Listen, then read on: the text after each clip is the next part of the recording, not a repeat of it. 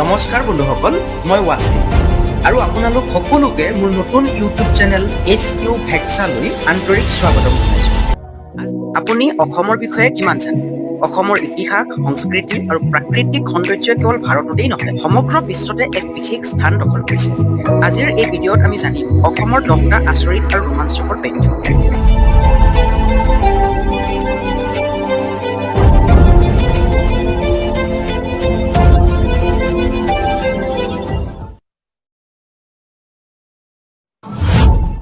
অসমৰ বুকুত অৱস্থিত মাজুলী এক অনন্য প্ৰাকৃতিক আৰু সাংস্কৃতিক সম্পদ।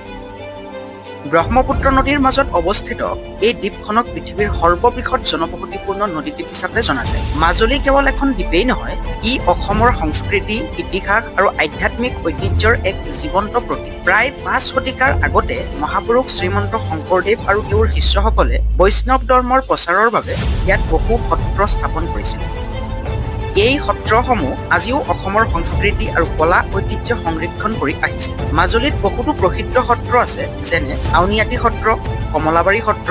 এই সত্ৰসমূহত সংৰক্ষিত হৈ আছে অসমৰ ঐতিহ্যবাহী মুখাশিল্প, ভাওনা, সত্ৰীয় নৃত্য আৰু বহু মূল্যৱান। মাজুলীৰ আন এটা বিশেষত্ব হ'ল ইয়াৰ অপূৰ্ব প্ৰাকৃতিক সৌন্দৰ্য। সেউজীয়া পথাৰ, বিশাল জলাশয়, বিভিন্ন প্ৰজাতিৰ চৰাই আৰু শান্ত পৰিৱেশে প্ৰতি বছৰে হাজাৰ হাজাৰ পৰ্যটকক আকৰ্ষণ।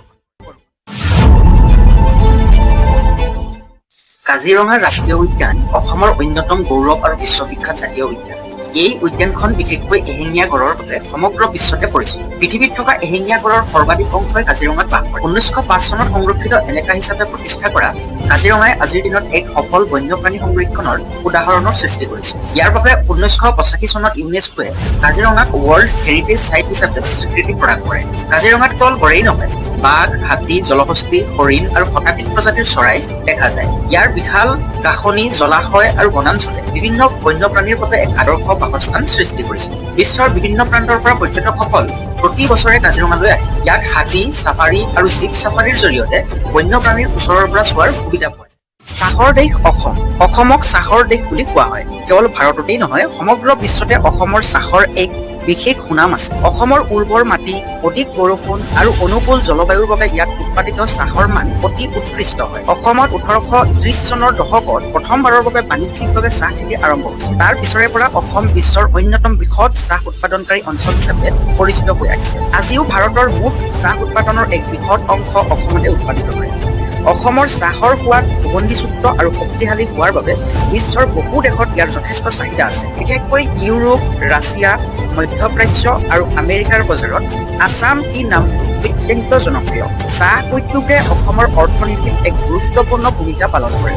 লাখ লাখ লোকে প্ৰত্যক্ষ আৰু পৰোক্ষভাৱে এই উদ্যোগৰ লগত জড়িত। অসমৰ বহু পৰিয়ালৰ জীৱিকা চাহ বাগিচাৰ ওপৰত নিৰ্ভৰশীল। অসমৰ চাহ বাগিচাবোৰ কেৱল উৎপাদনৰ বাবেই নহয়, ইয়াৰ মনোমোহা প্ৰাকৃতিক সৌন্দৰ্যৰ বাবেও বিখ্যাত। সেউজীয়া চাহ বাগিচাৰ দৃশ্য চাবলৈ দেশ বিদেশৰ বহু পৰ্যটক অসমলৈ আহে। ব্ৰহ্মপুত্ৰ অসমৰ জীৱন ৰেখা। ব্ৰহ্মপুত্ৰ নদী কেৱল এখন নদীয়েই নহয়, ই অসমৰ ইতিহাস, সংস্কৃতি, অৰ্থনীতি আৰু জীৱনধাৰাৰ এক অবিচ্ছেদ্য অংশ। সেইবাবেই ব্ৰহ্মপুত্ৰক অসমৰ জীৱন ৰেখা বুলি কোৱা হয়।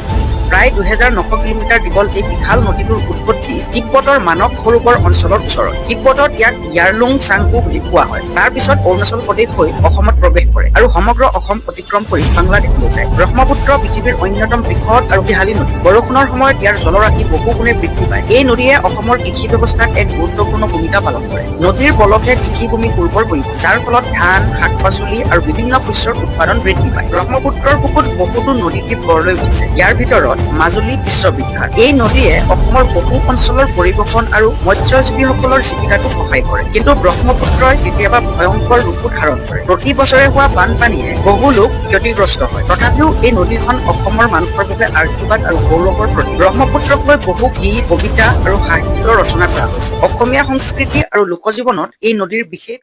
চৰাইদেউ মৈদাম অসমৰ পিৰামিড। চৰাইদেউ মৈদাম অসমৰ ইতিহাসৰ এক অমূল্য সম্পদ। এই মৈদামসমূহক বহুতে অসমৰ পিৰামিড বুলি কয়, কিয়নো ইজিপ্তৰ পিৰামিডৰ দৰে ইয়াতো আহোম ৰজা আৰু ৰাজ পৰিয়ালৰ সদস্যসকলক সমাধিস্থ কৰা হৈছিল। চৰাইদেউক আহোম সাম্ৰাজ্যৰ প্ৰথম ৰাজধানী হিচাপে গণ্য কৰা হয়। 1253 খ্ৰীষ্টাব্দত স্বৰ্গদেউ চুকাফা আহোম সাম্ৰাজ্য প্ৰতিষ্ঠা কৰাৰ পিছত চৰাইদেউক ৰাজধানী হিচাপে নিৰ্বাচন কৰিছিল। ইয়াৰ পৰাই প্ৰায় 600 বছৰৰো অধিক সময় আহোমসকলে অসম শাসন কৰিছিল। মৈদাম শব্দটোৰ অৰ্থ হৈছে সমাধি। আহোমসকলে বিশ্বাস কৰিছিল যে মৃত্যুৰ পিছতো ৰজাসকলৰ আত্মা জীয়াই থাকে। সেইবাবে ৰজাসকলৰ মৃতদেহৰ লগতে তেওঁলোকৰ ব্যৱহৃত সামগ্ৰী, অলংকাৰ আৰু আন মূল্যৱান বস্তুসমূহ মাটিৰ তলত সংৰক্ষণ কৰা হৈছিল। চৰাইদেউত এই মৈদামসমূহ মাটি আৰু ইটাৰে নিৰ্মাণ কৰা হৈছিল আৰু ওপৰত সৰু পাহাৰৰ দৰে আকৃতি দিয়া হৈছিল। দূৰৰ পৰা চালে এইবোৰ সৰু সৰু পাহাৰ বা টিলাৰ দৰে দেখা যায়। চৰাইদেউ মৈদামসমূহে অসমৰ গৌৰৱময় ইতিহাস আৰু আহোম সভ্যতাৰ উন্নত স্থাপত্য কলাৰ পৰিচয় বহন কৰে। এই ঐতিহাসিক স্থানটোৱে আজিও গৱেষক, ইতিহাসবিদ আৰু পৰ্যটকসকলক আকৰ্ষণ কৰি আহিছে। ডিগবৈ এছিয়াৰ পুৰণি তেল নগৰী। ডিগবৈ ৰিফাইনাৰী অসমৰ তিনিচুকীয়া জিলাত অৱস্থিত এখন ঐতিহাসিক নগৰী। ডিগবৈ কেৱল অসমৰেই নহয়, সমগ্ৰ এছিয়াৰ অন্যতম পুৰণি তেল নগৰী হিচাপে জনা যায়।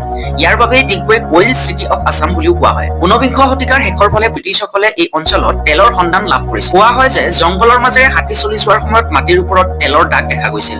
এই সময়ত এজন ব্ৰিটিছ অভিযন্তাই ডিগবৈ ডিগ বুলি কৈ খনন কৰিবলৈ আদেশ দিছিল। এই কথাটোৰ পৰাই ডিগবৈ নামটোৰ উৎপত্তি হোৱা বুলি জনপ্ৰিয় কাহিনী আছে। 1889 চনত ডিগবৈত প্ৰথম তেল কূপ খনন কৰা হৈছিল। তাৰ পিছত 1901 চনত ডিগবৈ ৰিফাইনাৰী স্থাপন কৰা হয়। এই শোধনাগাৰটো আজিও চলি আছে আৰু ই পৃথিৱীৰ আটাইতকৈ পুৰণি কাৰ্যক্ষম তেল শোধনাগাৰসমূহৰ ভিতৰত অন্যতম। ডিগবৈয়ে ভাৰত তেল উদ্যোগৰ বিকাশত এক গুৰুত্বপূৰ্ণ ভূমিকা পালন কৰিছিল। ইয়াৰ পৰা উৎপাদিত তেল আৰু পেট্ৰলিয়াম সামগ্ৰীয়ে দেশৰ অৰ্থনৈতিক উন্নয়নতো বিশেষ অৱদান আগবঢ়াইছে। ডিগবৈত আজিও ব্ৰিটিছ যুগৰ বহু ঐতিহাসিক স্থাপত্য, তেল কূপ আৰু স্মৃতিচিহ্ন সংৰক্ষিত হৈ আছে। ইয়াৰ ফলত এই স্থানটো ইতিহাস প্ৰেমী আৰু পৰ্যটকসকলৰ বাবে এক আকৰ্ষণীয় গন্তব্যস্থান হৈ পৰিছে।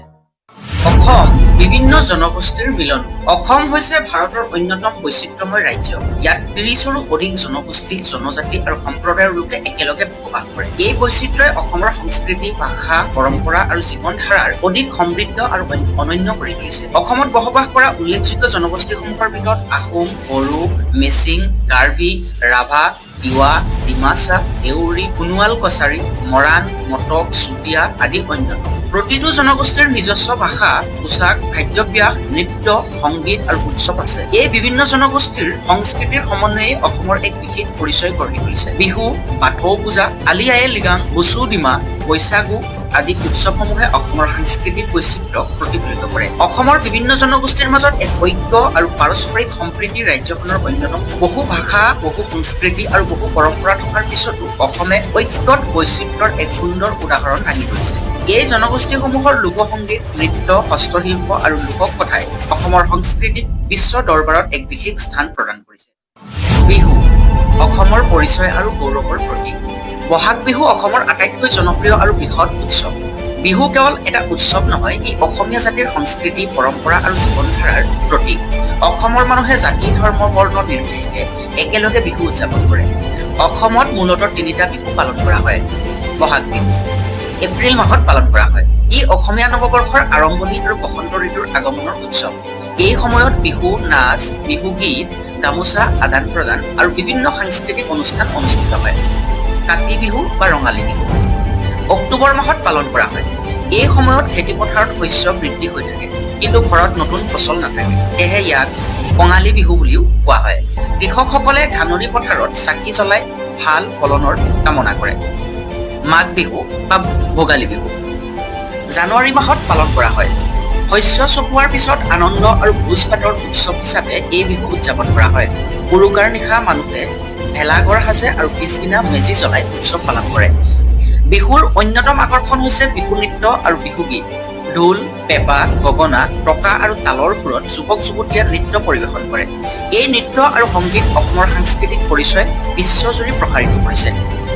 বিহুৰ সময়ত পিঠা, লাড়ু, জলপান আদি পৰম্পৰাগত খাদ্য বিশেষভাৱে প্ৰস্তুত কৰা হয়। গাঁৱৰ পৰা চহৰলৈকে সকলো ঠাইতে উৎসৱৰ পৰিৱেশ বিৰাজ কৰে। অসমৰ বনজ সম্পদ আৰু জৈৱ বৈচিত্ৰ্য। অসম প্ৰাকৃতিক সম্পদৰে সমৃদ্ধ এখন ৰাজ্য। ইয়াৰ ঘন বনাঞ্চল, বিৰল বন্যপ্ৰাণী, বিভিন্ন প্ৰজাতিৰ উদ্ভিদ আৰু অসংখ্য চৰাই চৰাঞ্চলে অসমক ভাৰতৰ অন্যতম জৈৱ বৈচিত্ৰ্যপূৰ্ণ অঞ্চল হিচাপে পৰিচিত কৰিছে। অসমৰ মুঠ ভূমিৰ এক বৃহৎ অংশ বনাঞ্চলে আৱৰি ৰাখিছে। এই বনাঞ্চলসমূহে কেৱল পৰিৱেশ সংৰক্ষণতেই নহয়, বহু বন্যপ্ৰাণীৰ আশ্ৰয়স্থল হিচাপেও গুৰুত্বপূৰ্ণ ভূমিকা পালন কৰে। অসমত বহু বিশ্ব অভয়াৰণ্য আৰু জাতীয় উদ্যান আছে, যেনে Kaziranga national park, Manas national park, Orang national park, Nameri national park. এই বনাঞ্চলসমূহত এশিঙীয়া গড়, ৰয়েল বেংগল টাইগাৰ, এছিয়ান হাতী, বনৰীয়া মহ, সোণালী বান্দৰ, ফলক গিবন আৰু বহু বিৰল প্ৰজাতিৰ জীৱ-জন্তু পোৱা যায়। অসম চৰাইপ্ৰেমীসকলৰ বাবেও এক স্বৰ্গভূমি। শীতকালত পৃথিৱীৰ বিভিন্ন দেশৰ পৰা বহু পৰিভ্ৰমী চৰাই অসমলৈ আহে। ইয়াৰ জলাশয় আৰু বনাঞ্চলসমূহে এই চৰাইবোৰৰ বাবে এক আদৰ্শ আশ্ৰয়স্থল। অসমৰ বনাঞ্চলসমূহে জলবায়ু নিয়ন্ত্ৰণ, বায়ু বিশুদ্ধকৰণ আৰু প্ৰাকৃতিক দুৰ্যোগ হ্ৰাস কৰাতো সহায় কৰে। সেয়েহে এই বনজ সম্পদসমূহ সংৰক্ষণ কৰাটো অত্যন্ত প্ৰয়োজনীয়। বিশ্বজুৰি পৰিচিত অসম কেৱল ভাৰতৰ এখন ৰাজ্যই নহয়, ই সমগ্ৰ বিশ্বতে নিজৰ এক বিশেষ পৰিচয় গঢ়ি তুলিছে। প্ৰাকৃতিক সৌন্দৰ্য, চাহ উদ্যোগ, এশিঙীয়া গড়, বৈচিত্ৰ্যময় সংস্কৃতি আৰু সমৃদ্ধ ইতিহাসৰ বাবে অসম আজি আন্তঃৰাষ্ট্ৰীয়ভাৱে পৰিচিত। বিশ্ববিখ্যাত কাজিৰঙা নেশ্যনেল পাৰ্কৰ এশিঙীয়া গড়, অসমৰ উৎকৃষ্ট মানৰ চাহ আৰু মাজুলীৰ দৰে অনন্য নদীদ্বীপে অসমক বিশ্বৰ মানচিত্ৰত এক বিশেষ স্থান দান কৰিছে। ইয়াৰ উপৰিও অসমৰ সংস্কৃতি, বিশেষকৈ বিহু নৃত্য, বিহু গীত আৰু হস্তশিল্পে দেশ বিদেশৰ বহু লোকক আকৰ্ষণ কৰে। প্ৰতি বছৰে হাজাৰ হাজাৰ বিদেশী পৰ্যটক অসমলৈ আহে ইয়াৰ প্ৰাকৃতিক সৌন্দৰ্য আৰু বন্যপ্ৰাণী চাবলৈ। অসমত থকা মানাস নেশ্যনেল পাৰ্ক আৰু Kaziranga national park UNESCO world heritage site হিচাপে স্বীকৃত। ইয়াৰ ফলত অসমৰ নাম বিশ্বজুৰি অধিক পৰিচিত হৈছে। চাহ, তেল, প্ৰাকৃতিক তেজ, বনজ সম্পদ আৰু পৰ্যটন উদ্যোগেও অসমৰ অৰ্থনীতিক শক্তিশালী কৰি তুলিছে।